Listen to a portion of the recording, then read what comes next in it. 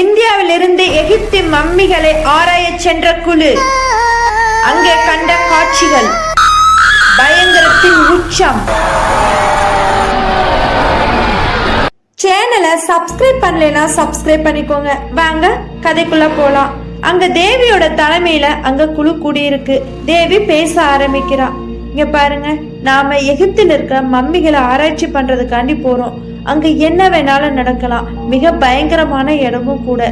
அப்படி என்னதான் அங்க பயங்கரம் இருக்கிறது நம்ம எல்லாரும் கண்டுபிடிக்கணும்.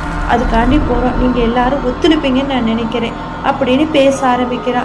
அப்போ குழுவில் இருக்காங்கலாம் இப்படி பேச ஆரம்பிக்கிறாங்க. புராண கதையெல்லாம் நம்ம நம்ப முடியாது.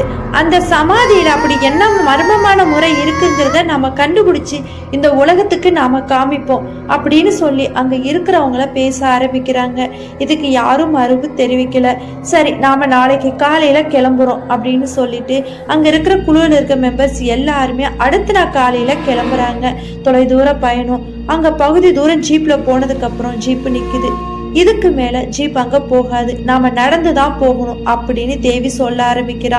மற்றவங்களும் சரின்னு சொல்லிட்டு அவ கூட பேசிட்டு அங்கிருந்து நடந்து போக ஆரம்பிக்கிறாங்க. ரொம்ப தூர பயணம். தண்ணி தாகம் அதிகம் எடுக்குது. அதையும் கடந்து அவங்க அந்த சமாதிக்கு கிளம்பி போய்கிட்டு இருக்காங்க. அங்க நிறைய இன்னல்களை சந்திக்கிறாங்க. உள்ள போனதுக்கு அப்புறம் அந்த சமாதியில எல்லா பக்கமும் ஆராய்ச்சி பண்றாங்க. அப்போ அங்க ஒரு மிகப்பெரிய ஒரு சவப்பெட்டி கிடக்குது. அது கண்டிப்பா ராணியோட மம்மி தான் இதுக்குள்ள இருக்கணும் அப்படின்னு நம்புறாங்க. அத தேவியும் விஜயும் ஓபன் பண்ணி ஆராய்ச்சி பண்ண ஆரம்பிக்கிறாங்க. கண்டிப்பா இது ராணியோட தான் இருக்கணும் அப்படின்னு சொல்றா தேவி. எப்படி மனித உடல் கெட்டு போகாம இருக்கிறதுக்கு பதப்படுத்தி இருக்க முடியும் அப்படின்னு சொல்லி ஆராய்ச்சி பண்ணிக்கிட்டு இருக்காங்க. அப்போ விஜயும் நானும் அப்படித்தான் நினைக்கிறேன் அப்படின்னு சொல்லிட்டு ஆராய்ச்சி பண்ணிட்டு இருக்காங்க. அப்போ அதே நேரத்துல தேவியோட தோழிகளும் அங்க இன்னொரு மம்மிய ஆராய்ச்சி பண்ணிக்கிட்டு இருக்காங்க. இப்படி ஆராய்ச்சி பண்ணிட்டு இருக்கிற நேரத்துல திடீர்னு ஒரு சம்பவம் நடக்குது. எங்கேயோ பயங்கரமான ஒரு சத்தம் கேக்குது. என்ன சத்தமா இருக்கும் அப்படின்னு நினைச்சுக்கிட்டு இருக்காங்க. அப்போ அதே நேரத்துல அங்க ரகுவும் அனுவும் ஒரு கத்திய கண்டுபிடிக்கிறாங்க. இது என்ன கத்தியா இருக்கும் அப்படின்னு சொல்லிட்டு ரகு அந்த கத்திய உருவ ஆரம்பிக்கிறான். அனுவும் இது கண்டிப்பா பல வருடங்களுக்கு முன்னாடி பயன்படுத்தப்பட்ட கத்தியாதான் இருக்கும் அப்படின்னு சொல்லிட்டு பேசிக்கிட்டு இருக்காங்க. அப்ப அந்த கத்திய உள்ள இருந்து உருவனோடனே ஒரே பயங்கரமான ஒரு வெளிச்சம். அந்த வெளிச்சத்துல வந்த சத்தத்துல அந்த ஒரு சவக்கிடங்கி அப்படியே பூகம்பம் வந்த மாதிரி ஆட்டங்காக ஆரம்பிக்குது. கண்டிப்பா இந்த கத்திய உருவனாலதான் நான் நினைக்கிறேன். இந்த கத்தியில ஏதோ இருக்கு, இது நம்ம அப்படியே தூக்கி எறிஞ்சிடலாம், இது நம்ம கையில இருந்தா நம்மளுக்கு தான் ஆபத்து அப்படின்னு அனு சொல்ல ஆரம்பிக்கிறான். அப்படி சொல்லிக்கிட்டு இருக்கிற அப்பயே அணுக்கும் ரகுக்கும் முன்னாடி அணுவும் ரகுவும் ஒரே மாதிரியான சவக்கிடங்களை இருக்கிற மாதிரி முன்னாடி நிக்குது. இதை பார்த்தோன்னே பயப்பட ஆரம்பிக்கிறான் அனு.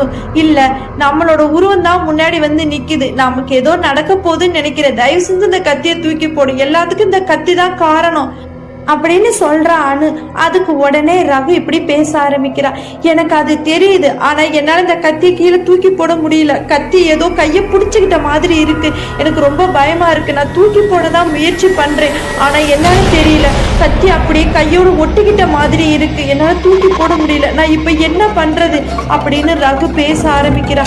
உடனே அனு, ஐயோ இப்ப என்ன பண்றதுன்னு தெரியலையே, தேவி வேற இங்க இல்லையே அப்படின்னு சொல்லிக்கிட்டு இருக்க. அதே நேரத்துல தேவியோட மம்மி முன்னாடி நிக்கிற மாதிரி அவங்க கண்ணுக்கு தெரியுது.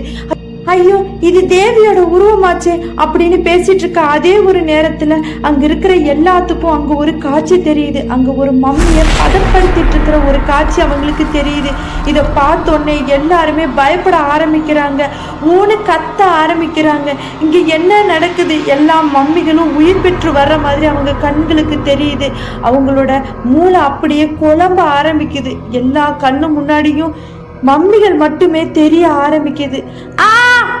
அப்படிங்கிற அலறல் சத்தத்தோட எல்லாமே முடிவடைந்தது. தேவியோட குழு என்ன ஆனாங்க யாருக்குமே தெரியல. அவங்களோட உருவப்படம் பதித்த அந்த சவக்கிடங்கள் தான் அவங்களோட ஆத்மாக்கள் போச்சா யாருக்கும் தெரியாத மர்மமாவே முடியுது அந்த எகிப்தின் சவக்கிடங்கு. ஓகே ஃப்ரெண்ட்ஸ், இந்த வீடியோ உங்களுக்கு பிடிச்சிருக்கு நான் நம்புறேன். மறக்காம லைக் பண்ணுங்க, சப்ஸ்கிரைப் பண்ணுங்க. அடுத்த வீடியோவில் உங்களை நான் சந்திக்கிறேன்.